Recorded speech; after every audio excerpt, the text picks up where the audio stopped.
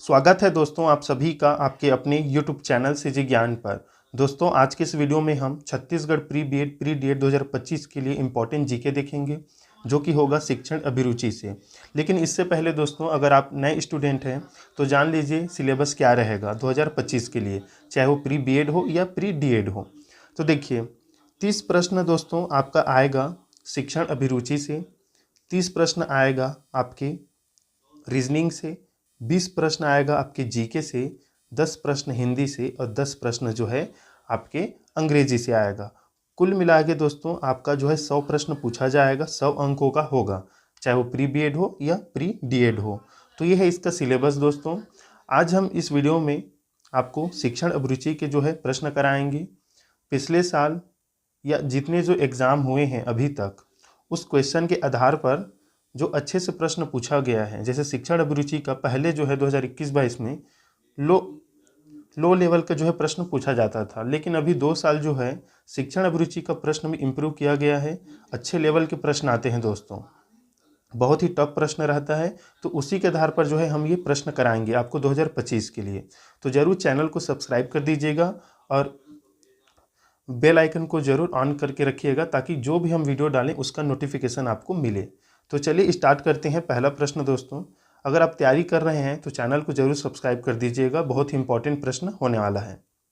पहला प्रश्न देखिए ध्यान से, सामाजिक आर्थिक मुद्दों से जूझ रहे उन बच्चों को जिनकी प्रतिभा प्रभावित हो सकती है को खाली स्थान सहायता करता है। स्व अधिगम मॉडल, विभेदित निर्देश, पाठ्यचर्या का विस्तार या संज्ञानात्मक वर्गीकरण। आंसर आप भी बताइएगा दोस्तों कमेंट में कि 30 प्रश्नों में आपने कितना सही किया। तो देखिए इसका सही उत्तर हो जाएगा दोस्तों स्व अधिगम मॉडल, ऑप्शन ए सही उत्तर रहेगा। जो सामाजिक और आर्थिक मुद्दों से जूझ रहे बालक हैं उनकी प्रतिभा प्रभावित हो सकती है, तो इसमें सहायता कौन करेगा? आपका स्व अधिगम मॉडल। और स्व अधिगम मॉडल के लिए इसी कारण सरकार द्वारा दोस्तों खुला विद्यालय एवं खुला विश्वविद्यालय जो है चलाया जाता है, ताकि वो इसमें एडमिशन ले और अपना जो है पढ़ाई आगे कर सके और उनकी प्रतिभा जो है इससे प्रभावित होती भी है और प्रतिभा जो है अच्छे ढंग से प्रभावित होती है दोस्तों। क्योंकि खुला विश्वविद्यालय और खुला विद्यालय जो है ओपन होता है और इसमें आप जो है घर पर ही रहकर पढ़ाई कर सकते हैं। तो स्व अधिगम मॉडल इसके लिए बेहतर है, ऑप्शन ए सही उत्तर हो जाएगा। चलिए दूसरा प्रश्न देखते हैं।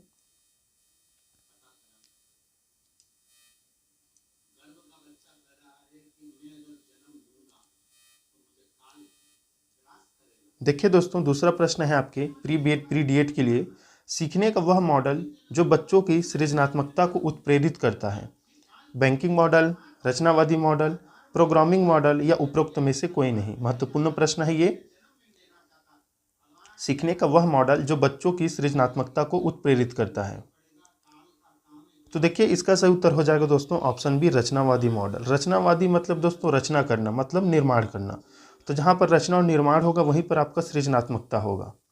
तो रचनावादी मॉडल जो है सृजनात्मकता को उत्प्रेरित करता है, ऑप्शन बी सही उत्तर हो जाएगा। देखिए आप प्री बीएड दिला लीजिए, प्री डीएड दिलाएंगे, उसके बाद आप बीएड जो है डीएड करेंगे, उसके बाद आपको क्या जरूरी होगा? सीजी टेट या सी टेट। तो उसके लिए भी ये प्रश्न आपको इंपॉर्टेंट है। सीडीपी से संबंधित प्रश्न जो है आपके सी टेट सीजी टेट में पूछा जाता है। तो ये जो प्रश्न आपको कराया जा रहा है वो उसके लिए भी इंपॉर्टेंट रहेगा दोस्तों। तो अच्छे से पढ़िए और कॉपी में जरूर नोट कीजिएगा जो भी आपको कंटेंट जो है अच्छा लगता है। तीसरा प्रश्न देखिए, जन्म के समय लगी चोट या भ्रूण क्षति की वजह से आई मानसिक मंदता कहलाती है। जैविक मंदता, पारिवारिक मंदता, आकस्मिक मंदता या चिकित्सा मंदता? बताइएगा। जन्म के समय लगी चोट या भ्रूण क्षति की वजह से आई मानसिक मंदता कहलाती है। तो देखिए इसका सही उत्तर हो जाएगा दोस्तों ये चिकित्सा मंदता कहलाती है। याद रखिएगा ऑप्शन डी सही उत्तर रहेगा।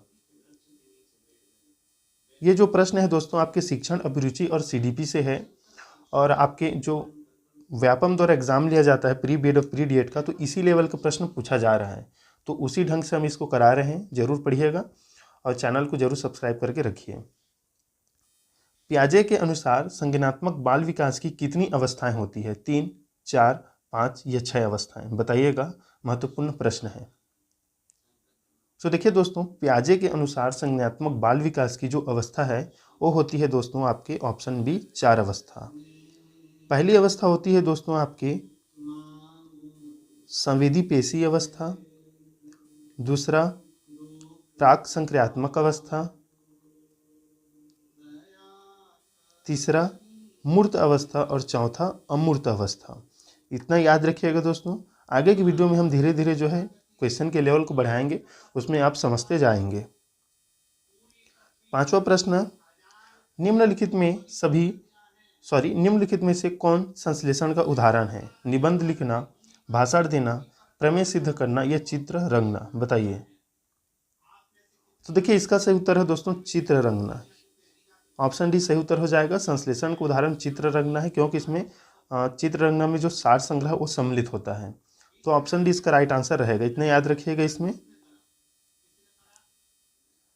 छठवां प्रश्न देखिए, एक बालक जिसकी बुद्धि लब्धि 105 है उसे वर्गीकृत किया जाएगा श्रेष्ठ बुद्धि में, सामान्य से अधिक बुद्धि में, सामान्य बुद्धि में या मंद बुद्धि में। एक बालक जिसकी बुद्धि लब्धि 105 है उसे कौन से वर्ग में रखा जाएगा? तो देखिए इसका सही उत्तर हो जाएगा दोस्तों ऑप्शन सी सामान्य बुद्धि। ऑप्शन सी इसका सही उत्तर रहेगा। देखिए हमारे एक और चैनल है दोस्तों नेक्स्ट परीक्षा गुरुकुल, उसे भी जरूर चैनल को सब्सक्राइब कर दीजिएगा। उसमें भी आपको जो है इम्पोर्टेंट जीके कराया जाता है। तो देखिए यहाँ पर देख लेते हैं, इसे टर्मन ने 1916 में दिया है दोस्तों, याद रखिएगा। ये भी प्रश्न आता है, टर्मन ने दिया है इसे 1916 में। बुद्धि लब्धि दिया है एक तरफ है बालक। देखिए 130 से अधिक है तो होगा प्रतिभाशाली बालक, 121 से 130 अगर उसकी बुद्धि लब्धि तो प्रखर बुद्धि का बालक है, 111 से 120 है तो तीव्र बुद्धि, 91 से 110 है तो सामान्य बुद्धि, 81 से 90 है तो मंद बुद्धि, 71 से 80 है तो अल्प बुद्धि और 71 से कम है तो जड़ बुद्धि। इतना आप याद रखिएगा दोस्तों, एग्जाम में आपके लिए इंपॉर्टेंट रहेगा ये। सातवां प्रश्न देखिए, लॉरेंस कोहलबर्ग विकास के क्षेत्र में शोध के लिए जाने जाते हैं। किस विकास के क्षेत्र में? संज्ञानात्मक, शारीरिक, नैतिक या गामक, बताइएगा। महत्वपूर्ण प्रश्न है। लॉरेंस कोहलबर्ग विकास के क्षेत्र में शोध के लिए जाने जाते हैं, तो इसका सही उत्तर हो जाएगा दोस्तों नैतिक विकास के क्षेत्र में। जो नैतिक विकास है इसका जो सिद्धांत है वो लॉरेंस कोहलबर्ग ने दिया है, इसे याद रखिएगा। कौन सा सीखना स्थायी होता है? महत्वपूर्ण प्रश्न है। रटकर, सुनकर, समझकर या देखकर। तो देखिए दोस्तों, हम वही सीखेंगे जिसे हम समझकर सीखेंगे और वही स्थायी भी होगा, ज़्यादा समय तक हमें याद रहेगा। तो समझकर, ऑप्शन सी इसमें सही उत्तर हो जाएगा। देखिए 9वां प्रश्न है, पियाजे के अनुसार बच्चा अमूर्त स्तर पर चिंतन, बौद्धिक क्रियाएं और समस्या समाधान किस अवस्था में करने लगता है? ऑप्शन देखिए, पूर्व संक्रियात्मक अवस्था 2 से 7 वर्ष दिया है, मूर्त संक्रियात्मक अवस्था 7 से 11, औपचारिक संक्रियात्मक अवस्था 11 से 15 और संवेदी पेशी अवस्था 0 से 2 वर्ष। बताइए। अमूर्त चिंतन, तो देखिए दोस्तों अमूर्त स्तर पर चिंतन वो कौन सी अवस्था में करेगा? तो अमूर्त अवस्था में ही करेगा। और अमूर्त अवस्था किसे कहते हैं? तो औपचारिक संक्रियात्मक अवस्था को ही अमूर्त अवस्था कहा जाता है, जिसकी आयु दोस्तों 11 से 15 वर्ष होती है। ऑप्शन सी इसका सही उत्तर हो जाएगा। और इस पियाजे से संबंधित प्रश्न दोस्तों आपके एग्जाम में पूछा जाता है, चाहे वो प्री बीएड हो या प्री डीएड हो। मूल्यांकन का उद्देश्य है दोस्तों, मूल्यांकन अर्थात दोस्तों आपका परीक्षा समझ लीजिए, बच्चे को उत्तीर्ण या अनुत्तीर्ण घोषित करना, बच्चा क्या सीखा है जानना, बच्चे के सीखने में आई कठिनाइयों को जानना या उपरोक्त सभी। बताइएगा मूल्यांकन का उद्देश्य क्या हो सकता है आपके हिसाब से दोस्तों? तो देखिए मूल्यांकन का उद्देश्य है दोस्तों उपरोक्त सभी। आप मूल्यांकन के माध्यम से जो है बच्चों की उत्तीर्ण अनुत्तीर्ण घोषित करते हैं आप, ये भी सही है। बच्चे ने क्या सीखा है, क्या जाना है, ये आप जानते हैं। बच्चे के सीखने में क्या क्या कठिनाई हो सकती है आप उसे जान के दूर करते हैं। तो उपरोक्त सभी जो है इसका सही उत्तर रहेगा। 11वां प्रश्न देखिए, बालक का विकास का परिणाम है। देखिए इसमें ऑप्शन 2 ही रखा गया है और बालक के जो विकास का परिणाम है दोनों है दोस्तों, आपका वंशानुक्रम है और वातावरण है दोस्तों, याद रखिएगा। जो बालक के विकास का परिणाम ये दोनों होता है। तो ऑप्शन ए और बी दोनों सही है, याद रखिए इसे। 12वां प्रश्न देखिए, परीक्षा के स्थान पर सतत और व्यापक मूल्यांकन गुणवत्ता मूलक शिक्षा के लिए अधिक उपयुक्त क्यों है? अधिक उपयुक्त है, बताइए। संज्ञानात्मक क्षेत्र का मूल्यांकन किया जाता है, ससंज्ञानात्मक क्षेत्र का मूल्यांकन किया जाता है, मूल्यांकन सतत एवं व्यापक क्षेत्रों का होता है, उपरोक्त सभी। तो देखिए दोस्तों, परीक्षा के स्थान पर सतत और व्यापक मूल्यांकन गुणवत्ता मूलक शिक्षा के लिए अधिक उपयुक्त है क्योंकि इसमें पाया जाता है ससंज्ञानात्मक क्षेत्र का मूल्यांकन, संज्ञानात्मक क्षेत्र का मूल्यांकन और मूल्यांकन सतत एवं व्यापक क्षेत्रों में होता है। तो उपरोक्त सभी दोस्तों इसका सही उत्तर रहेगा। देखिए, सतत और व्यापक मूल्यांकन को आप समझिए दोस्तों। सतत मतलब लगातार और व्यापक मतलब सूक्ष्म रूप से मूल्यांकन करना, याद रखिएगा। 13 नंबर प्रश्न देखिए, श्रवण बाधित जो सुन नहीं सकते बच्चों को पढ़ाने के लिए क्या प्रयुक्त की जाती है? ब्रेल लिपि, सांकेतिक भाषा, यंत्र या उपरोक्त सभी? बताइएगा, इसमें क्या उत्तर रहेगा दोस्तों। श्रवण बाधित बच्चों को पढ़ाने के लिए क्या प्रयुक्त की जाती है? तो देखिए, जो सुन नहीं सकते उनके लिए जो है प्रयोग किया जाता है दोस्तों सांकेतिक भाषा। ऑप्शन बी इसमें सही उत्तर रहेगा। और दृष्टिबाधित बच्चों के लिए दोस्तों याद रखिएगा, दृष्टिबाधित जो देख नहीं सकते उनके लिए ब्रेल लिपि होता है, याद रखिएगा, इसे महत्वपूर्ण है ये, यहाँ से प्रश्न बनता है। 14 नंबर प्रश्न देखिए, निम्नलिखित में से क्या बच्चों के सृजनात्मकता के विकास में सहायक नहीं है? तो देखिए, खेल तो है, कहानी लेखन है, निर्माण संबंधी क्रियाएं हैं। भाषण नहीं दोस्तों, भाषण जो है रटा रुटाया होता है, इसमें कोई बालक जो है सृजनात्मक उसका विकास नहीं होता। खेल में वो कुछ अच्छा सीखता है, कहानी लेखन में वो सीखता है, निर्माण संबंधी क्रियाएं में वो कुछ नया करने के लिए सीखता है। तो ये सृजनात्मकता के उदाहरण है, लेकिन भाषण इसमें नहीं आएगा। ऑप्शन बी सही उत्तर रहेगा। देखिए, 15 नंबर प्रश्न महत्वपूर्ण है आपके सीजी टेट, सी टेट और आपकी प्री बीएड प्री डीएड के लिए। बुद्धि के द्विखंड सिद्धांत या द्विकारक सिद्धांत का प्रतिपादन किसने किया है दोस्तों? स्पीयरमैन ने, थर्स्टन ने, गिलफोर्ड ने या गिने ने? ये गिने रहेगा। बुद्धि के द्विखंड सिद्धांत का प्रतिपादन किसने किया है?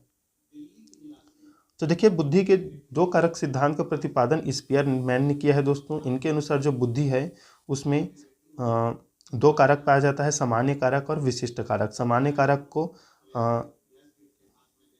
जो है जी फैक्टर कहते हैं और विशिष्ट जो है जनरल ये है फैक्टर और स्पेशल फैक्टर एस फैक्टर कहा जाता है। जी और एस फैक्टर याद रखिएगा, ये विशिष्ट है और ये सामान्य है।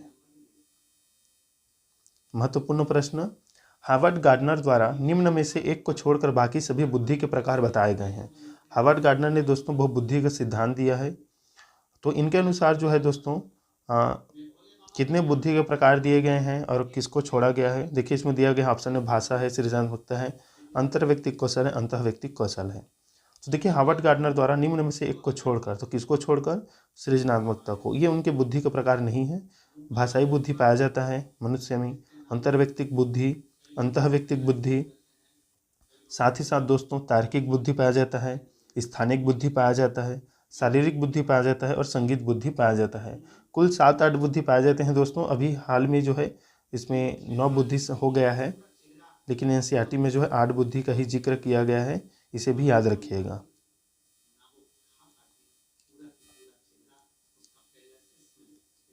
सत्रह नंबर प्रश्न देखिए, बिग व हंट के अनुसार खाली स्थान की विशेषताओं को सर्वोत्तम रूप से व्यक्त करने वाला एक शब्द है परिवर्तन। परिवर्तन शारीरिक, सामाजिक और मनोवैज्ञानिक होता है। शैशवावस्था, बाल्यावस्था, किशोरावस्था या प्रौढ़ावस्था? तो देखिए दोस्तों, 17 का राइट आंसर हो जाएगा किशोरावस्था। किशोरावस्था को ही परिवर्तन की अवस्था कहा गया है दोस्तों, क्योंकि जितनी भी चेंजेस होती है इसी में होता है। इसे स्टैनली हॉल ने तनाव एवं तूफान का काल कहा है दोस्तों। स्टैनली हॉल ने, याद रखिएगा, किशोर अवस्था को। और परिवर्तन की अवस्था भी किशोर अवस्था को कहा जाता है। ऑप्शन सी सही उत्तर हो जाएगा, याद रखिएगा। शिक्षा में फ्रोबेल का महत्वपूर्ण योगदान था खाली स्थान का विकास करना। व्यावसायिक स्कूल का, पब्लिक स्कूल का, किंडरगार्टन का, लेटिन स्कूल का? बताइएगा, महत्वपूर्ण प्रश्न है। देखिए दोस्तों, इसी चैनल पर दोस्तों हम आपको रीजनिंग भी कराएंगे, हिंदी भी कराएंगे, अंग्रेजी भी कराएंगे और साथ ही साथ जो है आपका शिक्षण अभिरुचि और सामान्य ज्ञान भी कराएंगे प्री बीएड प्री डीएड के लिए। 2025 की तैयारी के लिए ज़रूर चैनल को सब्सक्राइब कर दीजिए। हम लगभग 4 साल से जो है इसमें आपको प्री बीएड प्री डीएड की तैयारी कराते हैं इसी चैनल पर, सीजी ज्ञान पर। तो देखिए, शिक्षा में फ्रोबेल का महत्वपूर्ण योगदान था खालिस्तान का विकास करना, तो वो है किंडरगार्टन दोस्तों। ऑप्शन सी सही उत्तर हो जाएगा। एक बच्ची को उसके पिता चहलकदमी करा रहे थे।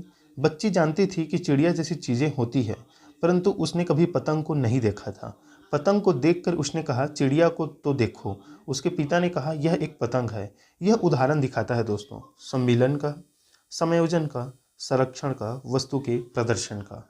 बताइएगा, महत्वपूर्ण प्रश्न है दोस्तों।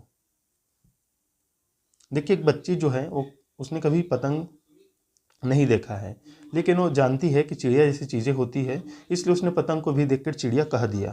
तो ये किसका उदाहरण है दोस्तों? तो ये उदाहरण है दोस्तों ऑप्शन इस सम्मिलन का, सम्मिलन का। याद रखिएगा, मतलब सेम जैसे चिड़िया उड़ती है इसी पर पतंग उड़ रहा है, तो इसी के आधार पर लड़की ने कह दिया कि ये जो है चिड़िया है, पतंग को भी। तो ऑप्शन ए इसमें सम्मिलन इसका सही उत्तर रहेगा। समायोजन क्या होता है दोस्तों? समायोजन में आप जो है जैसे कौवा और कोयल, इसमें कौवा अगर कोई कोयल को देखे तो उसे बोल देता है मतलब वो कौवा है। तो अगर एक लड़की जो है कोयल को देखकर उसे बोल रही है कि ये कौवा है, तो उसके पिता द्वारा बताया जाता है कि नहीं ये कोयल है, तो उसे आत्मसात कर लेना, मतलब उसे मान लेना, समायोजित कर लेना कि इसमें अंतर होता है, ये जो है समायोजन में आ जाएगा। ऑप्शन बी इसमें सही उत्तर रहेगा दोस्तों। इसमें सम्मिलन सही उत्तर रहेगा और जो समायोजन का उदाहरण है वो अलग है। 20 प्रश्न देखिए, सीखने का क्लासिकल कंडीशन सिद्धांत प्रतिपादित किसने किया था? स्किनर ने, पावलोव ने, थॉर्नडाइक ने, कोहलबर्ग ने। बताइएगा। सीखने का क्लासिकल कंडीशन सिद्धांत का प्रतिपादन किसने किया था दोस्तों? महत्वपूर्ण प्रश्न है। तो देखिए, क्लासिकल कंडीशन का सिद्धांत जो है पावलोव ने प्रतिपादित किया था और इसने प्रयोग किया है दोस्तों कुत्तों पर। याद रखिएगा, इसका राइट आंसर है ऑप्शन भी, इतना याद रखिए। अब जो किस किस जंतुओं पर इन्होंने प्रयोग किया उसे देख लेते हैं। स्किनर ने दोस्तों चूहों पर प्रयोग किया है, चूहों के व्यवहार पर। ये जितने वैज्ञानिक दिख रहे हैं दोस्तों ये व्यवहारवादी जो है वैज्ञानिक है, याद रखिएगा। पावलोव ने कुत्ता पर, थॉर्नडाइक ने बिल्ली पर, बिल्ली के व्यवहार, कुत्ते के व्यवहार, और कोहलबर्ग ने चिंपैंजी पर, चिंपैंजी पर प्रयोग किया है। इतना आप याद रखिएगा, आपके सीजी टेट सी टेट के लिए भी इम्पोर्टेंट है ये। स्किनर, पावलोव, थॉर्नडाइक, कोहलबर्ग, ये इनके व्यवहार का अध्ययन किया था इन्होंने, इसे याद रखिएगा। 21 नंबर प्रश्न देखिए, निम्नलिखित में सृजनशीलता का प्रमुख तत्व क्या नहीं है? मौलिकता, अनुशासन, धारा प्रवाहिता, लचीलापन। निम्नलिखित में से सृजनशीलता का प्रमुख तत्व क्या नहीं है? तो देखिए दोस्तों, मौलिकता रहता है, सृजनात्मकता में मौलिकता पाया जाएगा, नयापन। धारा प्रवाहिता भी रहेगा, लचीलापन भी रहेगा, अनुशासन नहीं रहता दोस्तों। ऑप्शन भी इसमें सही उत्तर रहेगा, याद रखिएगा। ये सृजनात्मकता के तीनों तत्व हैं, मौलिकता, धारा प्रवाहिता और लचीलापन। ये भी पूछा जाता है, 3 तत्व हैं यहाँ पर ऑप्शन में, बाकी एक और तत्व होता है।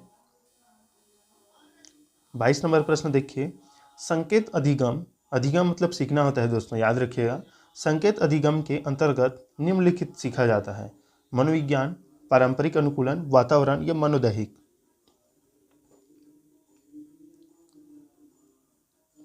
तो देखिए, संकेत अधिगम के अंतर्गत दोस्तों पारंपरिक अनुकूलन सीखा जाता है, याद रखिएगा। ऑप्शन भी इसमें सही उत्तर रहेगा।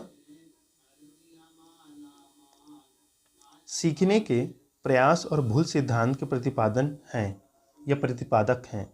कोहलर, थॉर्नडाइक, पावलोव या स्किनर। बताइएगा, महत्वपूर्ण प्रश्न है। तो देखिए, थॉर्नडाइक ने बिल्ली पर प्रयोग किया है दोस्तों, और इन्हीं ने प्रयास और भूल का सिद्धांत दिया है।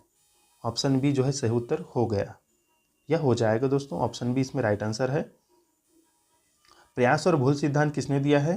तो थॉर्नडाइक ने। देखिए, इन्होंने बिल्ली पर प्रयोग किया था दोस्तों।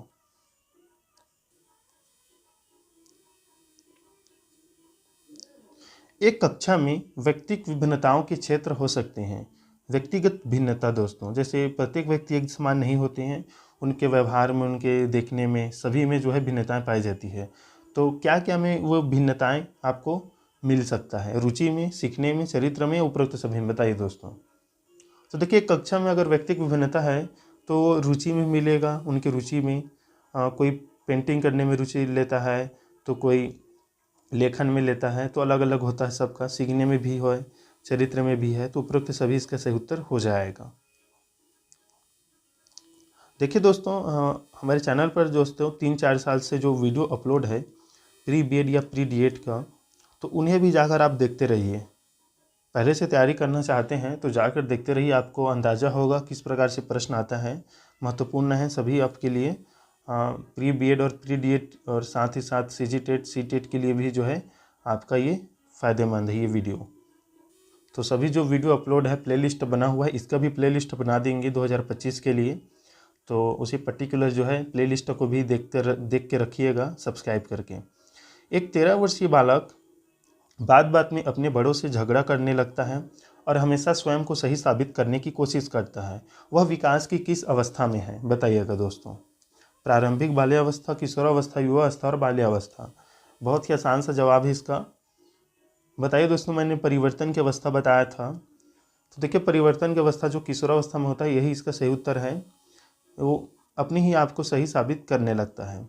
याद रखिएगा किशोरावस्था की आयु है 12 से 18 दोस्तों। 12 से 18 जो है किशोरावस्था की आयु है, 6 से 12 बाल्यावस्था की है और 0 से 5 जो है शैशवावस्था की है। याद रखिएगा शैशवावस्था, बाल्यावस्था, किशोरावस्था। तो किशोरावस्था में ही वो अपने बड़ों से झगड़ा करने लगता है और स्वयं को सही साबित करता है इस अवस्था में। चलिए अगला प्रश्न देखते हैं। शिक्षा मनुष्य में अंतर्निहित क्षमता का परिपूर्णता में विकास करती है, यह कथन किसका है? Swami Vivekananda, Skinner, pestology, Rabindranath Tagore. तो देखिए शिक्षा मनुष्य की अंतर्निहित क्षमता का परिपूर्णता के साथ विकास करता है, यह कथन है दोस्तों स्वामी विवेकानंद जी का।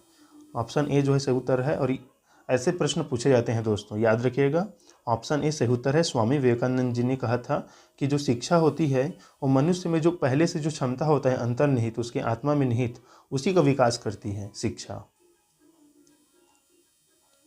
27 नंबर प्रश्न देखिए। निम्न में से कौन सा विशिष्ट अधिगम विकलांगता का उदाहरण है? याद रखिएगा मानसिक मंदता, dyslexia, attention deficit hyper disorder या ऑटिज्म। तो देखिए विशिष्ट अधिगम विकलांगता का जो उदाहरण है दोस्तों वो है आपका attention deficit hyper disorder. Hindi में बोलेंगे एकाग्रता हास अति क्रियाशील विकार दोस्तों। तो यही है इसका राइट आंसर, ऑप्शन सी सही उत्तर हो जाएगा। देखिए बहुत ही महत्वपूर्ण प्रश्न है दोस्तों ये। बालक के शारीरिक व क्रियात्मक विकास की दिशा कैसी होती है दोस्तों? सिर से पैर की तथा शरीर के बाहर से मध्य की ओर, सिर से पैर तथा शरीर के मध्य से बाहर की ओर, पैर से सिर, पैर से सिर। देखिए पैर से सिर नहीं होता है, याद रखिए कि बिल्कुल गलत है।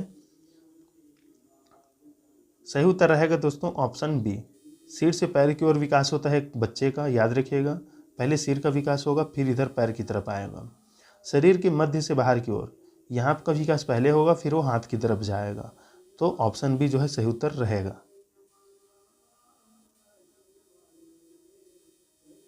29 नंबर प्रश्न देखिए दोस्तों। सीखना व्यवहार में उत्तरोत्तर सामंजस्य की प्रक्रिया है, यह कथन किसका है? जो हम सीखते हैं वो व्यवहार में उत्तरोत्तर सामंजस्य की प्रक्रिया है, यह कथन किसका है दोस्तों? क्रो, पियाजे, स्किनर, कोहलर। तो इसका सही उत्तर हो जाएगा दोस्तों ऑप्शन सी स्किनर का। स्किनर जो है इसका सही उत्तर रहेगा।